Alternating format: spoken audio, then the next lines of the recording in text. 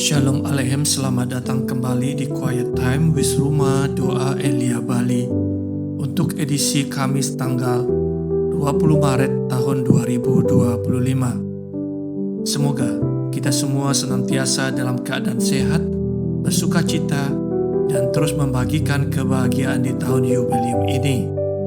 Jangan lupa ya untuk subscribe, like, dan share jika renungan ini membantu Anda untuk bertumbuh dalam iman. Saudara-saudari, tema renungan kita hari ini adalah hati yang mati dan buta kepada sesama. Saudara-saudara, sebuah kisah kesaksian hidup pribadi seseorang dalam iman Katolik yang kita imani tidak hanya bertujuan untuk memperkuat iman orang yang membagikannya, tetapi juga untuk menginspirasi, menguatkan, dan membangun iman orang yang mendengarkannya. Sebuah kesaksian mengajak kita untuk dikuatkan dalam iman, agar semakin percaya dan bersandar pada Tuhan. Sebuah kesaksian juga mendapatkan kita sebuah pengharapan, terutama bagi mereka yang sedang mengalami pergumulan hidup.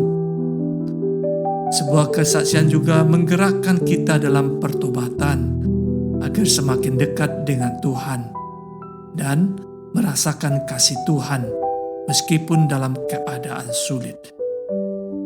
Di dalam Injil Suci menurut Lukas bab 16 ayat 19 sampai 31 yang kita dengarkan hari ini, Tuhan Yesus menyampaikan sebuah perumpamaan yang sangat kontras antara seorang yang kaya raya dan seorang miskin bernama Lazarus. Orang kaya itu hidup dalam kelimpahan, namun hatinya begitu mati sehingga ia tidak lagi mampu melihat penderitaan Lazarus yang bahkan tidak memiliki kemampuan untuk membalut luka-lukanya dan hanya berharap untuk mendapatkan remah-remah dari meja orang kaya tersebut untuk makan. Saudara-saudari, kekayaan mungkin telah membutakan hati orang kaya ini. Ia kehilangan kesempatan emas untuk berbuat belas kasih kepada sesama yang menderita. Ketika akhirnya ia meninggal, ia mendapati dirinya dalam penderitaan kekal, sementara Lazarus beristirahat dalam pangkuan Abraham. Yang lebih mengerikan, bahkan dalam penderitaan itu, ia masih merasa memiliki kuasa seperti ketika berada di dunia. Ia meminta agar Lazarus diutus untuk menolongnya dan memperingatkan saudara-saudaranya. Ini bisa menggambarkan betapa kerasnya hati yang mati. Bahkan setelah kematian pun, ia tidak bisa menyadari hidupnya yang penuh keegoisan yang membawanya ke dalam hukuman kekal. Saudara-saudari, penginjil Lukas menegaskan bahwa firman Tuhan dan kesaksian para nabi telah cukup sebagai peringatan bagi kita semua untuk hidup berbelas kasih kepada sesama. Karena sebuah kesaksian iman harusnya bukan sekedar sebuah kisah yang enak untuk didengar semata, tetapi sebuah panggilan untuk membuka hati dan bertindak dalam pertobatan. Hal ini diperkuat dalam kesaksian dan nubuat dari kitab Yeremia bab 17 ayat 5 sampai 10 yang dengan tegas menyatakan bahwa terkutuklah mereka yang mengandalkan kekuatannya sendiri dan menjauhkan hatinya dari Tuhan. Mereka digambarkan seperti semak bulus di padang gurun yang terus mengalami kekeringan dan tidak pernah menemukan kehidupan sejati.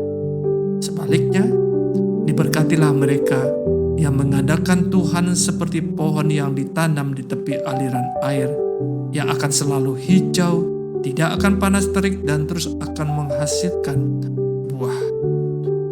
Nabi Yeremia dengan tajam mengingatkan bahwa hati manusia bisa menjadi licik, bisa menjadi keras dan mati rasa terhadap sesama. Dan diingatkan, Tuhanlah yang akan menguji hati dan batin manusia serta memberikan balasan setimpal atas perbuatannya. Hati yang keras adalah hati yang tertutup terhadap kehadiran Allah dan buta terhadap penderitaan sesama. Hati seperti ini tidak hanya menjauhkan diri kita dari kasih Tuhan, tetapi juga kita kehilangan kesempatan untuk mengalami kebahagiaan sejati. Saudara-saudari, firman dan kesaksian para nabi yang kita renungkan ini hendaknya menjadi panggilan bagi kita semua.